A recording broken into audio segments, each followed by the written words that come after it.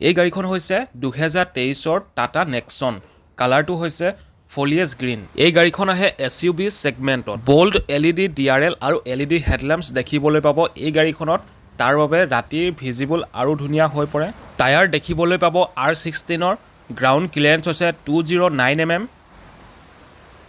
এই গাড়ীখনত দিয়া হৈছে ট্ৰাই এৰ' LED টেইল লেম্পছ, টাটাৰ লোগো, নেক্সন আৰু হোৱাইট ষ্ট্ৰাইপ দেখিবলৈ পাব গাড়ীখনৰ পাছফালে। গাড়ীখনৰ ভিতৰখিনি দেখিবলৈ এনেকুৱা ধৰণৰ dual tone dashboard, 17.78 centimetre infotainment touch screen দেখিবলৈ পাব। যিহেতু গাড়ীখনৰ ষ্টিয়াৰিং হৈছে flat bottom steering, sporty feel এটা অনুভৱ কৰিব পাৰিব গাড়ীখন চলাই। 1.2 লিটাৰ পেট্ৰল টাৰ্বো ইঞ্জিন আৰু 1.5 লিটাৰ টাৰ্বো চাৰ্জ ডিজেল ইঞ্জিনত এই গাড়ীখন আহে। ডুৱেল এয়াৰবেগছ ড্ৰাইভাৰ আৰু কো ড্ৰাইভাৰৰ কাৰণে দিয়া হৈছে। ড্ৰাইভাৰ ডোৰ্ছত সকলোবোৰ পাৱাৰ উইণ্ডোজ দেখিব